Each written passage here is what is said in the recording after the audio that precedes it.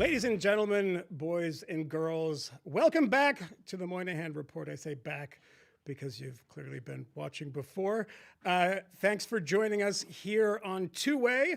And it wouldn't be possible without our dear friends at FIRE, the only people, it seems, in America that still are sticking to principle, the Foundation for Individual Rights and Expression, an organization dedicated to promotion of free speech and the legal defense of those whose free speech rights are being abrogated. So donate, subscribe, go to thefire.org/Moynihan. Go there, because then they know it's from us, and subscribe to the newsletter. All right, today, I'm very excited today because, we do, there's too much politics on Earth right now, and everything in politics is driving me crazy. If you watched the last episode, you might have seen me blow a gasket or two about a few issues. We'll probably be back to that on Thursday, so come back on Thursday. But today we have one of my favorite people, actor, former fat guy. Can I say that? Is that okay to say former fat guy? Yes, though I still identify as fat. So. Okay. He still identifies as fat. Ethan Suplee, you've seen him in Blow, Wolf of Wall Street. It just keeps going and going. And he has an amazing podcast called American Glutton, right? Yes. That's an amazing. All right. But I've already introduced Ethan, but I wanted to show you my favorite clip of Ethan's acting. So this is from the movie Blow with Johnny Depp. Fucking stoned. Fucking stoned. Really stoned. I'm fucking stoned, man. I'm really stoned. That just shows you the range of Ethan Suplee as an actor. You're a big guy back then. I was a big guy back then. Wait, were you a drug addict then? I was, yes, a functioning drug addict at that But so time. on Blow, I you were doing heroin, I presume? I wasn't doing heroin yet. I think I was doing a lot of pills and blow. Okay, so you were doing Blow Yes. on the set of Blow. Yeah. Give me a sense of where, because I've heard you tell stories, and I'm like, oh, that was Ethan's bottom. Yeah. And it's like, no, that wasn't Ethan's No, bottom. no. When did you bottom out? Because you're at peak, what, 500 plus pounds? 500 plus pounds. Yeah. Wow. And 536 weighed, but then that was in rehab, and I gained weight from there. So you gained weight in rehab from 536. Yeah. And you were doing heroin. Yeah.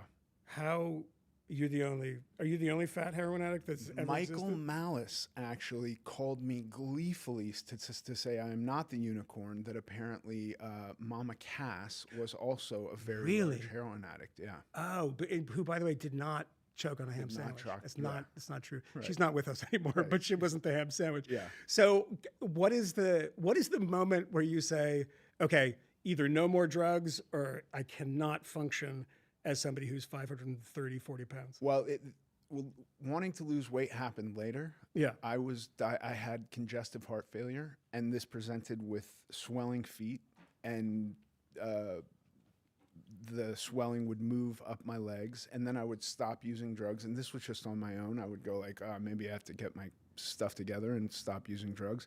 And the swelling would go away, and then I'd start using drugs again. And then the swelling didn't stop, so I went to a doctor and was told I had congestive heart failure.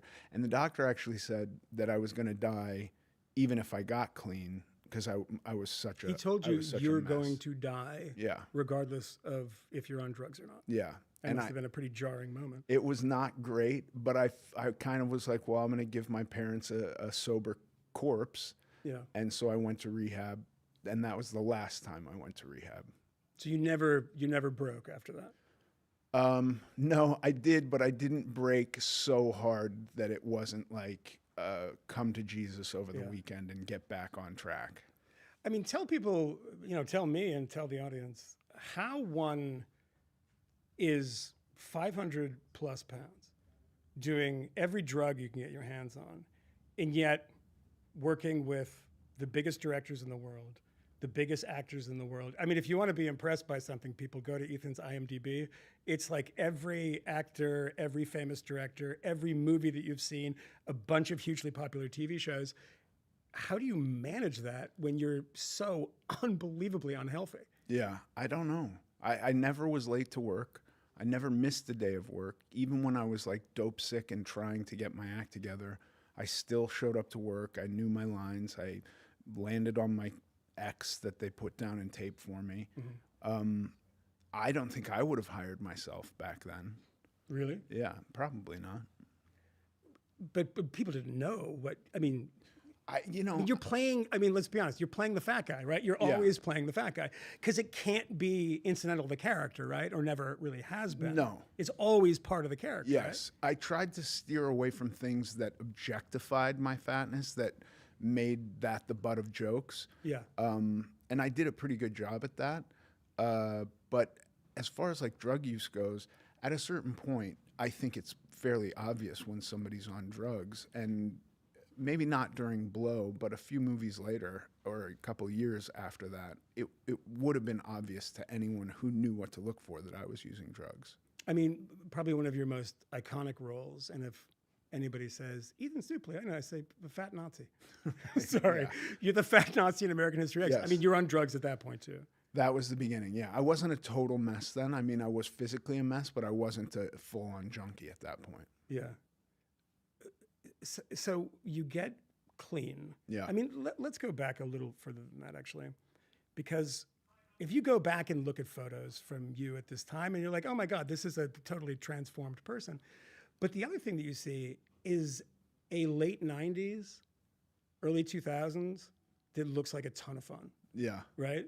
It's you, Leonardo DiCaprio, Giovanni Ribisi, all these guys hanging out, which gets an unfair name that somebody in New York Magazine made up. And Yeah. by the way, I went back and read the piece. It's a totally garbage piece. She invented that name. None And of that us, is the that Pussy was not- Posse. I gotta say it. It's None the- of us came. Yeah. Yeah. That name is, and that name creeps up occasionally, and Yeah. it's just like, I have 4 daughters. I have a wife. Yeah. This is not, the 90s were definitely fun. There were no cell phone cameras. It was a great time to go out to nightclubs, and you could be rowdy and not expect it to be, on TikTok the next day. But that whole identity was a fabrication. But there was some truth to the fact that you had a very different youth than most people, right? I mean, Sure. you start acting 15, 14, something like that? Yes, and I'm a dude who I'm a heterosexual dude. Anybody that I knew at that age was interested in girls, but there wasn't the grossness that article portrayed and that name was associated with. Do you think you would have been, physically as big as you were, you would have like succumbed to drugs and the rest of it had you not been growing up in LA? I don't know. I mean, I think, when I try to trace it back, like I was put on my first diet at 5 years old. And when I look at pictures of me as a 5-year-old, I don't see a kid that needed to be put on a diet, but my parents were seeing some behavior that was setting off alarm bells for them. Impulsive behavior. Yeah, and they were like, we got to get this under control. And then I was just on diets my whole life. So I think that I probably would have wound up overweight. The minute I had any autonomy, I wasn't 500 pounds when I started working as an actor, but that was like my first job. I was newly an adult. I had money. I had a car, and I just ate. And that's Boy Meets World? Boy Is that Meets what that's? And you play the not 500-pound bully, right? Yeah, That's your, very, very overweight, but not 500 pounds. Yeah. the very overweight bully. Yeah. And in that moment, you become kind of famous kind of quick, right? Because that was like a huge, it missed me, right? Because that's like mid-90s. I hope it missed. Because you, if I yes. was in college watching Boy Meets World, you'd probably think I was a bit of a creep, right? Yeah, if anybody That's not my age at the time had Yeah. come up to me and gone like, "I love you" on Boy Meets World, it would have been Yeah. very It weird. would It have was been a show Amber for Alert. kids. Yeah. A show for kids and families. Yeah. Yeah. And once that like getting famous at such a young age, where people are recognizing you, you get to entree into this totally different world. It's such an utter relief because the eyes that were on me simply because I was fat are now potentially on me because they've seen me on TV. Yeah. Or on me because they have definitely seen me on TV. Or And you can tell yourself that too. yes, either way, I can now construct this new existence, this new narrative where that guy's not looking at me because I'm fat. He's looking at me because I'm on TV, and it's a truly a palpable relief to me. Yeah. There was something that happened right after that. I had kind of a strained relationship with my father, but he had talked about some island, the ABC Islands, and I did a little research and found the most like secluded of them was Curacao. Yeah. And I had made this money from Boy Meets World. I was, 18 years old, and I said, Dad, let's go on a trip together. So I took him to Curacao, and I was terribly uncomfortable. I didn't like going to the beach because I didn't want to be seen. So we found like desolate beaches to hang out at. And then one day he just wanted to stay at the resort and be by the pool. And I saw these little kids laughing and looking at me. And I was terrified that they were going to embarrass me in front of my father. And by the time they made it over to us and they said, "Are you Frankie from Boy Meets World?" It was the first time I felt proud in front of my father, but it was just an utter relief that my weight has nothing to do with why their attention is drawn to me. But your father must have known, the struggles with it. I mean, if they put you on a diet when you were 5 years old, and you're going, I don't want to go to the beach. I mean, he's got to telegraph that in some way that my son is, becoming very famous and becoming a TV guy and is incredibly uncomfortable with his body. I mean, you can't not see that in your own kid, right? Maybe. I hope this would be something I would be looking for in my kids, but this was not something my father and I ever openly talked about. How does that affect how you parent now? I mean, well, I have you have four. I have four girls, and my intention with them was always to be like no restrictions because I had so much restriction.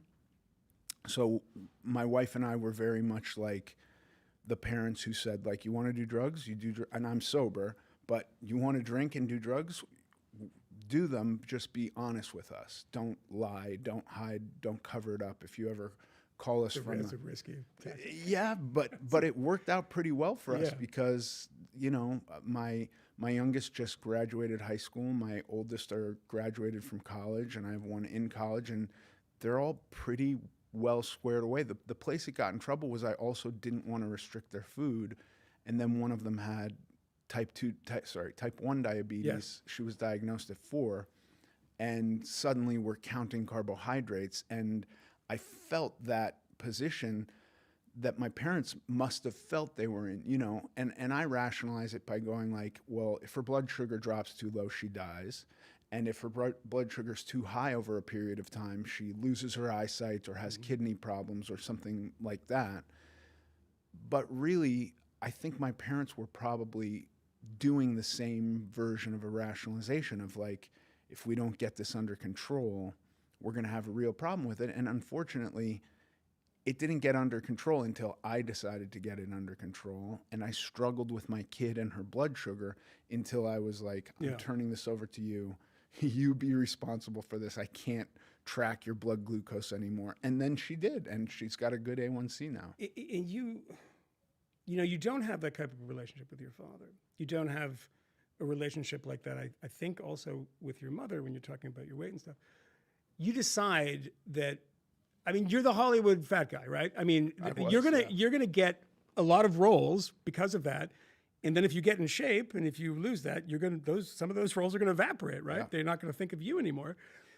Without parents and peers and the rest of it, how do you decide, like, I gotta not be this person anymore? Because that's the moment, I think, for a lot of people, is that I see a lot of people in my life that moment in which something snaps in their brain, and they say, I can no longer live like this. Yeah. And whether it's drugs, alcohol, or food or something, what is that moment for you, and when does it actually take?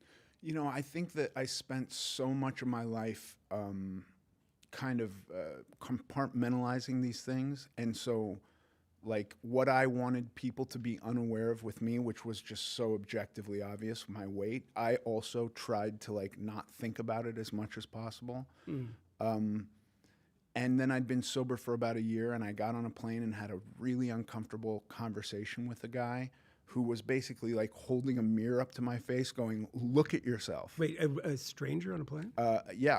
Well, Jim Caviezel, who I was meant to work with. Oh, yeah. Who I then did. Passion of the Christ, among other. We were going to do a version of Robin Hood, and then we like met, and that movie fell apart, and we met in a LAX, lounge, and then we happened to be going to Frankfurt on the same flight, and I had a seat open next to me, and he sat in the seat, and for many hours was like, dude.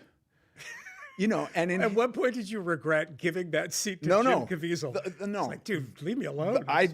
When I saw that I had an open seat, my heart sank, because I knew he was going to come and talk to me, and I did not want to have the conversation at all. And it was the most uncomfortable conversation. Wait, so how did you know that Christ was going to come over and talk to you about your weight for 9 hours or something? Well, he didn't bring up my weight in the lounge, but he had a very intense, blinkless stare. Yeah. Without words in the lounge, that I was just like, this is uncomfortable. I'm gonna go sit over here. Nice to meet you. And I knew that was gonna happen on the plane, and it did. And whether I manifested that or that, I knew I foretold the future. I had a guy basically saying, look at yourself for 11 hours. Yeah, that's a lot. That's a lot of... Thank God he did it, though. Yeah. I'm utterly grateful to Jim Caviezel. Wait, so are you a proponent, and I know this is it's not a digression, it's a similar instinct. Are you a proponent? I don't mean proponent, because I take the meanness out of it in fat shaming. People say, no, I know. Fat shaming, I think, is a loaded, very political term in a lot of ways. But, just telling somebody, it's okay. Your body is beautiful. You are beautiful who you are. I mean, you look at Lizzo, who was doing that body positivity thing for a very long time. Yeah. And then she drops a ton of weight and essentially says, if I'm wrong, I was wrong about that, right? And got a lot of backlash. Got a lot of backlash. Yeah. Here's what I believe. I believe that if you are an enemy to yourself, that it's very hard to progress. And so you have to find some way to care for yourself and like yourself and appreciate yourself. But you can also be hard on yourself. I have kids. Being kind to my kid does not mean I let them juggle knives if that's what they want to do. I have to say no. Kindness can be putting up barriers. I don't believe in fat shaming, and I don't even believe Jim Caviezel was fat shaming me. It wasn't even his message, which was ultimately I am trying in my life to emulate Jesus Christ and you are not. That didn't reach me at all. He not only plays Jesus Christ, he is a disciple of Jesus Christ, right? He's a pretty religious dude. Every aspect of his life is to honor Jesus Christ. I'm not a Jesus Christ guy. Yeah. And I'm happy for him if he's living a righteous life. But what got to me was I never want somebody to feel like they can have this conversation again. That was it. I never, and then simultaneously. Did Jim Caviezel essentially annoyed you into thinness? Well, I don't want to have this again. It was double pronged. I was a year sober. I was not thinking. I was compartmentalizing this whole part of my life and really, occluding it. And he brought it up and held the mirror in front of my face, and I took a good long look, and I was like, wow, there is an awful lot that I can't do right now because of my body. I have this girlfriend at the time who I now am married to and have lots of kids with, and I have truly a fairy tale life. But I had this girlfriend, and I started to think is she even aware of this thing that I wasn't really aware of 5 minutes ago until Jim Caviezel made me aware of it? That is so bizarre because it's the most objective thing ever. I am literally 500 pounds. But no one else said this to you? You have a lot of friends in Hollywood. You're on endless number of movies and TV shows. Jim Caviezel, I get why he did is always sort of proselytizing. He was saving me. It's this is the catechism of Jim Caviezel. But no one else said anything to you? Dude, this is dangerous. It's bad for you and it's dangerous. No, Leo put me on a diet when we were teenagers. He found it. He paid for it. He said, all you have to do is show up. This great guy in Beverly Hills. I went and did it for a little while, lost some weight, gained the weight back. Kevin Connolly, another dear friend of mine, talked beyond nursing me through withdrawals on the set of a movie, he had conversations with me like, I'm worried about you. Did you never get fired from a movie because you were going through withdrawals or having, spun out drug episodes at all? No, never got It's a charmed fired. life, isn't it? Yeah. That's amazing. Yeah, it amazes me that I was never fired. Yeah. I did a podcast episode for a podcast called Risk, where I told a very unsanitary story about one of my experiences at work, which wasn't even my rock bottom, where so if you want to hear it, I'm not going to tell it now. I don't know. Are we allowed to even swear on this? This the internet. What do you think? Well, this is, who like, knows? a This is Christian very. broadcasting You've got Caviezel really stenciled fucked you walls. up. Yeah, like, Listen, we're you don't wanna talking about say? Christ. You don't want to swear? No. I mean, I have heard the episode. Yes, And so it you know, involves yeah. you shitting your pants. Basically. Shitting the trailer. Yes. And my pants. And all over the walls and everywhere else. Yes. And I didn't get fired, which is amazing to me. I don't know how that happens. How do you view? I would have fired myself, Michael. Yeah, no, I want to like create a time machine and go back in time and fire Fucking him. fire that guy. Yeah, I was like, get this shitter out of these, like on heroin and shitting Yeah. on the walls. Yeah. I think that's maybe a bridge too far. Yeah. How do you now, seeing what you saw then, and obviously these things change over time, how do you view Hollywood as a kind of unit institution? I mean, so many people say that it facilitates bad behavior. It's just a crazy, insane make-believe land that drives people insane, blah, blah, blah. When you look back at that time and like you didn't even get fired from that. Yeah. I mean, there are so many like really decent, good people in Hollywood. So I think it's unfair to categorize it as one thing. There are certainly, you go to make a movie, it's not like you're at an office and you have a job that's just going to continue forever. Unless you're on a TV series, then the hope is that it continues forever. But a movie is like 3 to 6 months. Yeah. And a lot of it is like, we just got to get through the day. And it's, this panicked running around, putting out fires, and whether that fire is like the film didn't show up or the lead actor won't come out of his trailer for God knows what. It's like, we got to just make this happen come hell or high water. And so maybe there's some looking beyond the morality of what's really going on just to make your day every day, because it ends. You have a certain amount of days and then it's over. And I mean, you had My Name is Earl. Yeah. And that lasted how many seasons? we did 99 episodes That's of a that lot of show. episodes. Yeah, there was a strike in the middle of it, so it got Pretty weird. Regular and steady job. Yeah. Yeah, no, I understand that it's everything is always on a knife's edge. You don't know when the next job is going to come, if it's going to come. Yeah. But when you see the Harvey Weinstein story happen, for instance, and that becomes a shorthand for so many people of what Hollywood is. Yeah. It's a kind of ravenous culture that will tear you to shreds, exploits people who are young and come in, and then spits them out when they're done with them. I think that you could go to any industry and find some really bad people. I got blacklisted from Miramax early on, tried to fist fight Harvey Weinstein Hang on. at the Wait, what? at the Venice Film Festival. You tried to fist. Well, first of all, what's your weigh-in at this point? Probably 450. Wow. Yeah. Harvey Weinstein's probably about 3, though. Three- Yeah, he's probably like a pretty fair. He's 350. Yeah. You guys are I would've wiped close the to the floor same with weight him. class, Yeah. right? How do you end up almost getting into a fight with him? Well, I'd been blacklisted from Miramax. Why did that happen? I was offered a role in a Dimension movie, which was run by his brother. Yeah. Bob, And right? yeah, and my representative said, you have to pay him more money, so let's figure that out. And they said, we'll iron out the money, let's work out the rest of the contract. Worked out the rest of the contract, came back to money, and they said, no, Ethan's not going to do it. You have to pay him more money. And they said, well, we're suing him.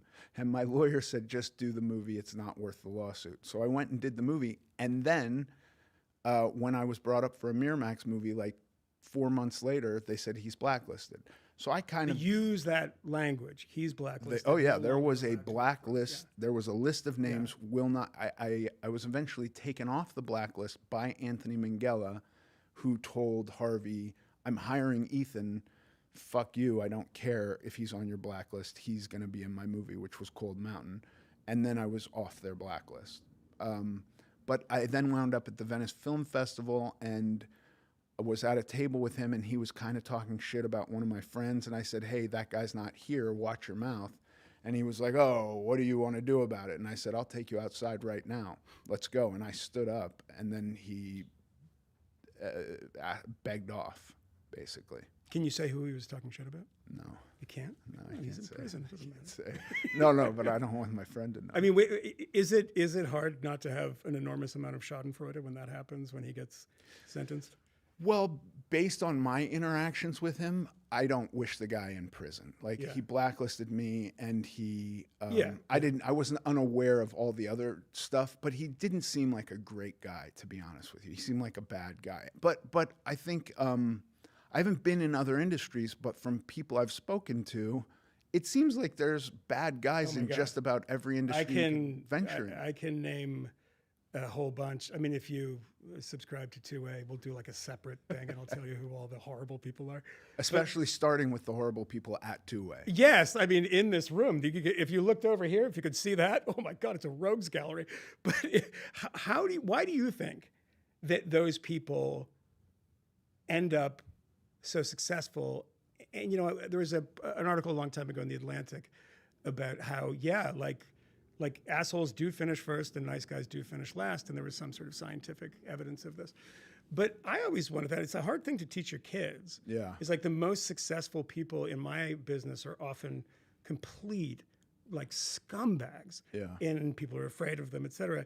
There does seem to be an element of that in Hollywood. Sure. Of people that are, who was the other guy that was the producer who was, Variety did a piece about him throwing phones and all this stuff, and he was canceled too. I don't remember who, but it doesn't matter. There's a lot of them. Get right? it wrong, yeah. Throwing phones. You know, like it's a fine line because Harvey Weinstein was doing such reprehensible, evil stuff, Yeah.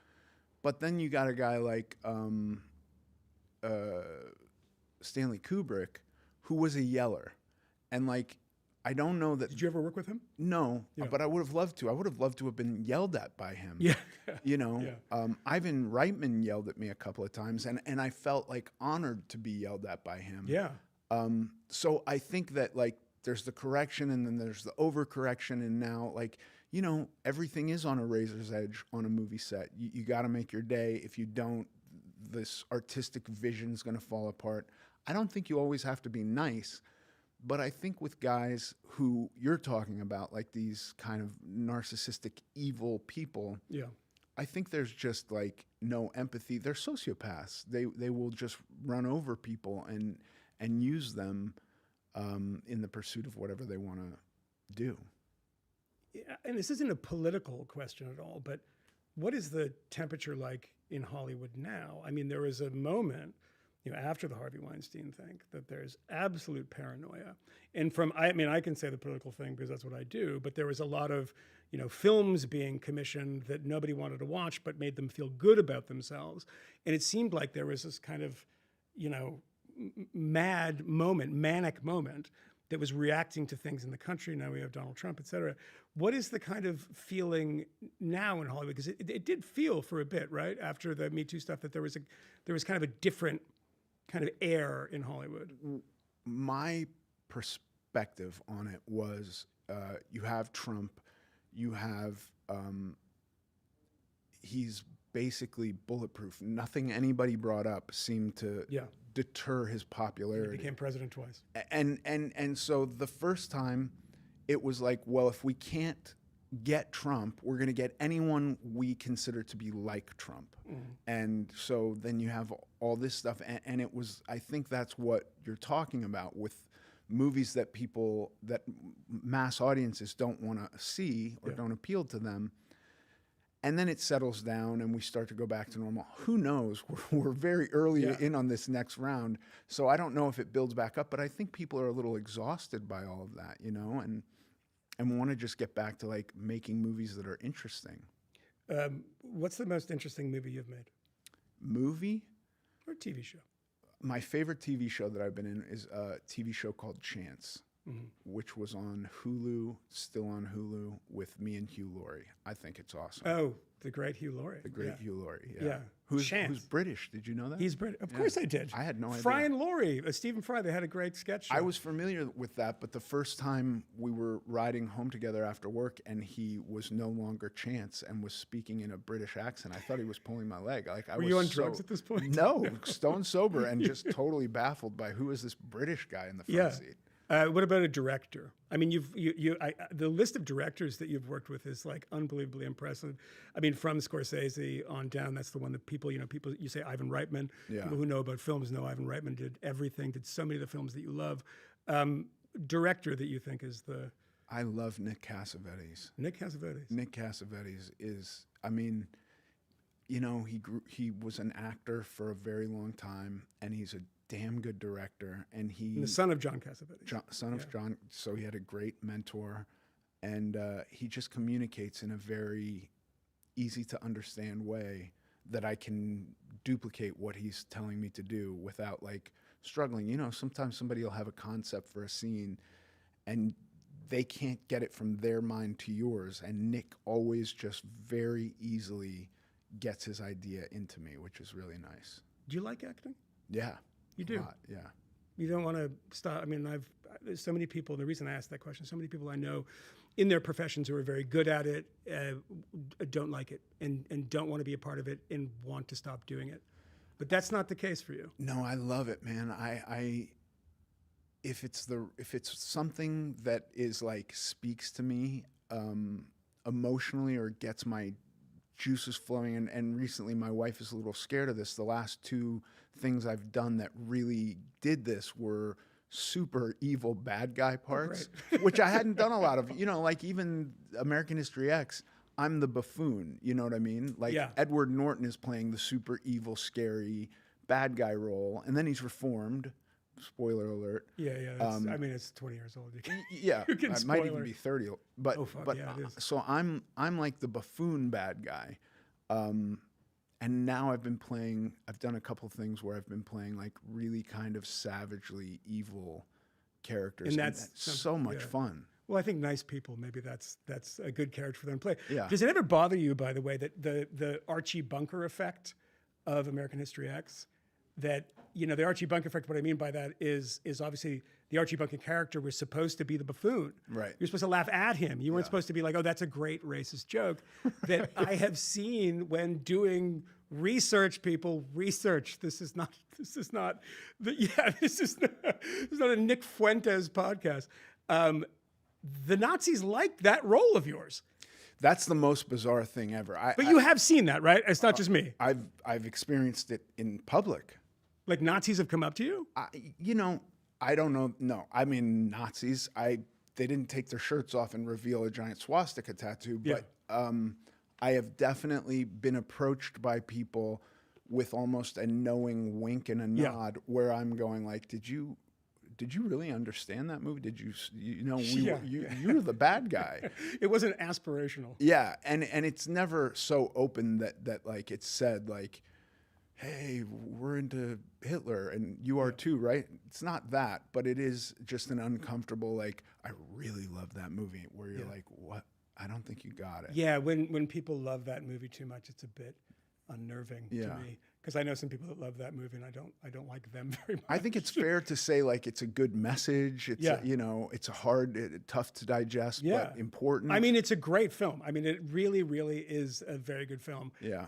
But yeah, that is. Let's get back to. I mean, I want to take some people in the audience to ask some questions, and I imagine what they're all asking or want to ask about is what I have asked you about.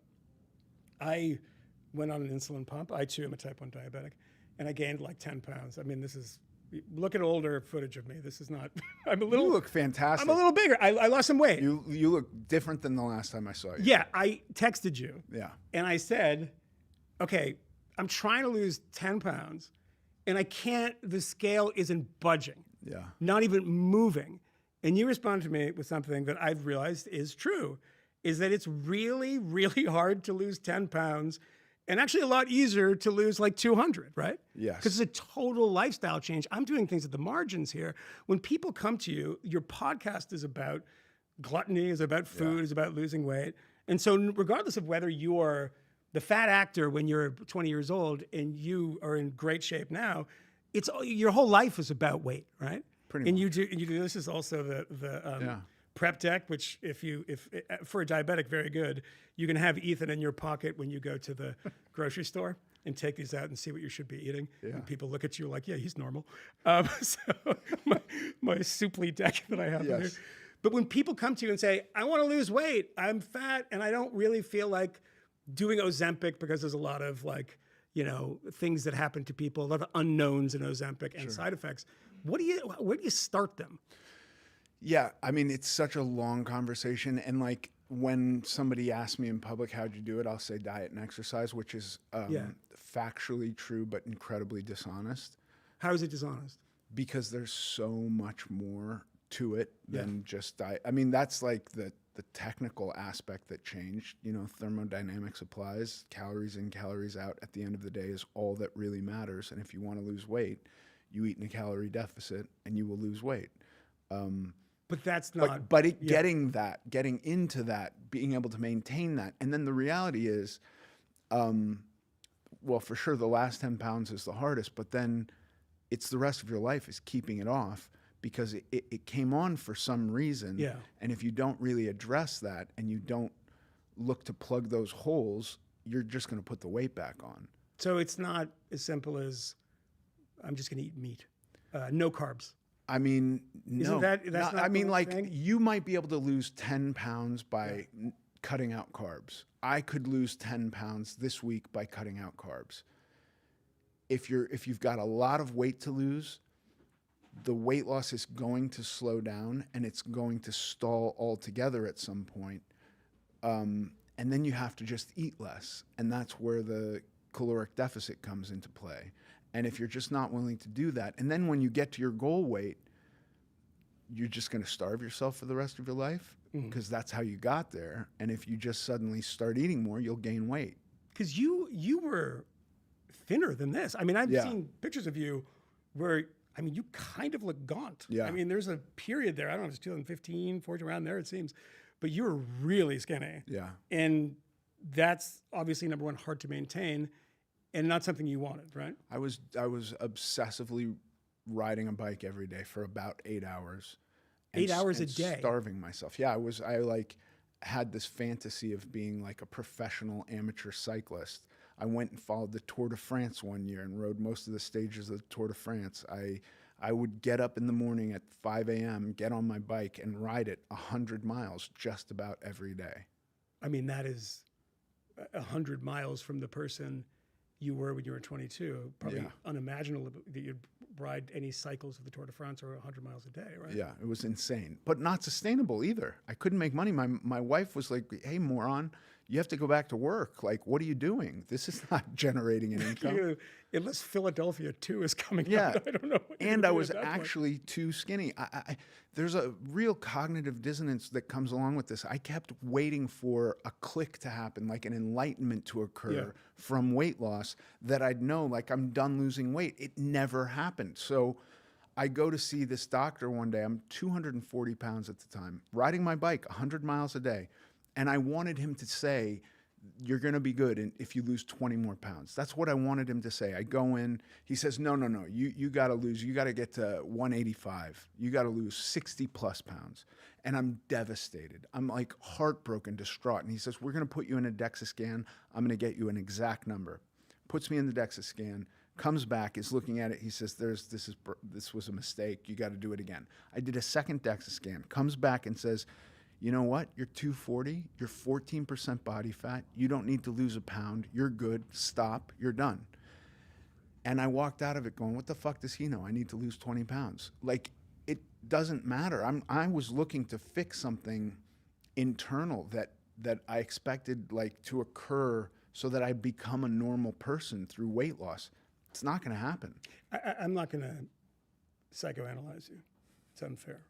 But I'm going to ask you something that's a bit of a psychoanalytic question. All right. And there's no way you haven't thought of this.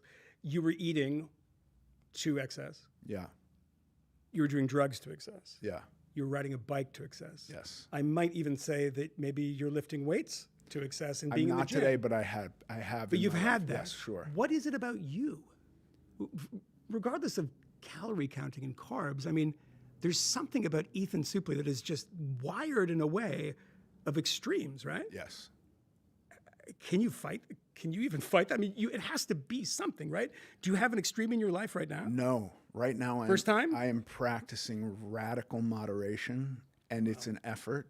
But I can't say that if some extreme takes over me, that I won't go down that rabbit hole. How much did kids have to do with you? I mean, I think it's, for me, my daughter is 14 years old. I have one child. And she's the greatest, funniest, most amazing person in the world. And she texted me this morning, and she said, "I want to meet Ethan." By the way, I would love to meet her. Yeah, By the way, the stories about her at the comedy club, they're amazing. yeah, she did see Dave Chappelle. My daughter saw Yeah. Chappelle twice in one night in front of 50 people, which was hilarious. But she is the thing that is in my head if there's a line of cocaine, and that doesn't happen. It's never happened. But I'm just saying, hypothetically, if it was a line of cocaine, I'd be like thinking my daughter, like, fentanyl, my daughter, heart attack. This would be the horrible. Everything is through that prison. Yeah. It is the most moderating influence in your life. It is children, and I don't understand people who, get bloated, fat drug addicts and die, and they have 3 kids. You have 4, and you're a grandfather, and you're younger than me, Yeah. which is totally insane.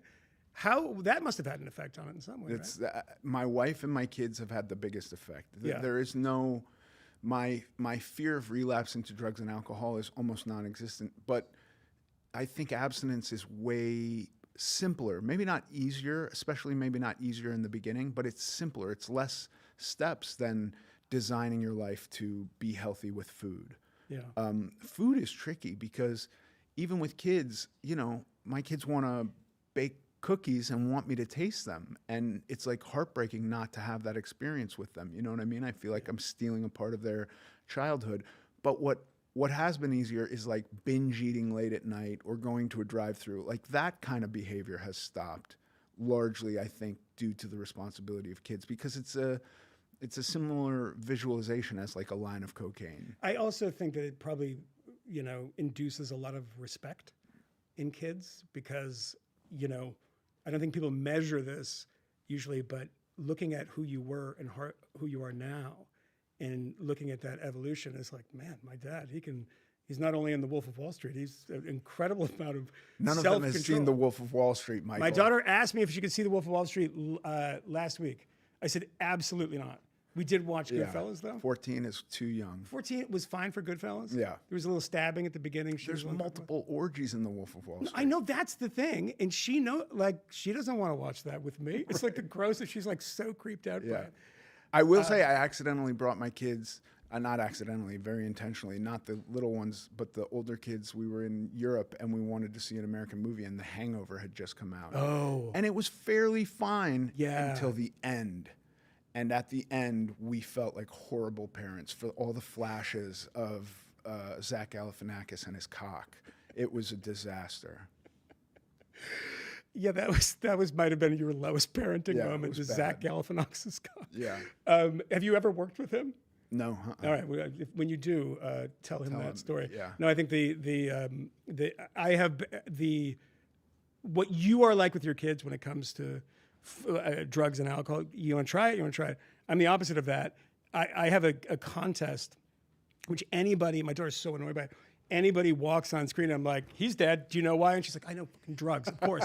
And like, that guy's dead. Like, I'm like, of a list of dead people. I'm very open with my kids about the effects drugs had on me. But at the same time, my wife drinks and doesn't have a problem with it. So they get to see both sides of it where I'm going like, I can't, they've never experienced me having a drink in my hand, but they've experienced my wife drinking. Yeah. So You know what was the proudest moment? This is how pathetic my life is. The proudest moment for me was when my daughter said to me, Papa, no one can tell when you're drunk, which is true. I have a superpower that when I'm drunk, people don't know. Right. And my daughter pointed it out to me when she was 13, and I was like, you are very perceptive, and this is super embarrassing. Right. But, there you go. All right, let's talk to some people out there in two-way land, and I'm sure there are some people out there in two-way land who have questions for Ethan. Where are we going? Who is it? Dean? Is that Dean?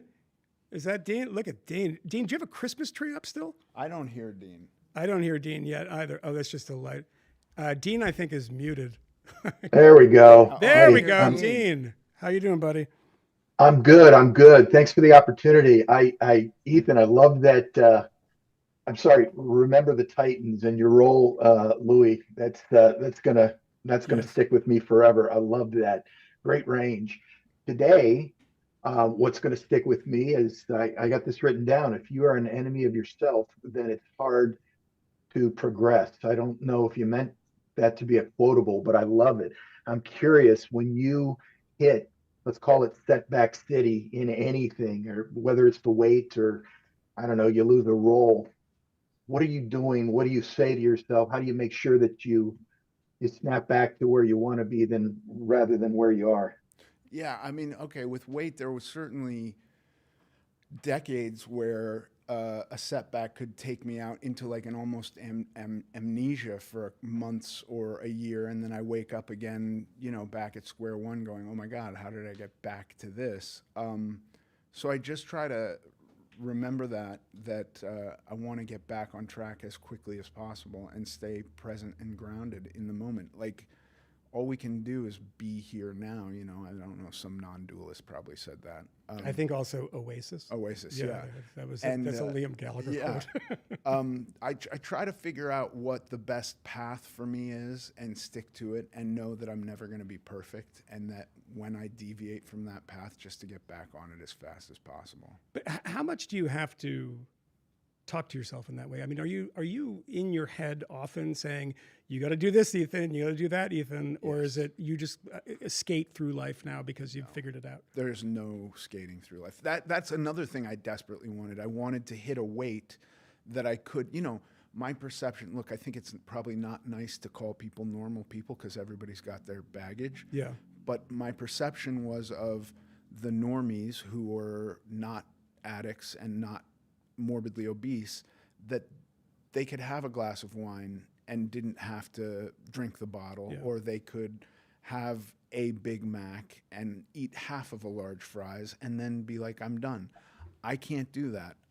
So there is kind of a lot of dialogue happening. So it's like in my this head. inner monologue is with you at all times. Yeah, I mean, I probably would sound like some kind of schizophrenic if I just was telling you all the different thoughts I was having all the time. But like, there is no, I don't have to weigh my food today. That's the benefit of like diligently weighing it and measuring it for a year to know like what a serving of chicken is for me.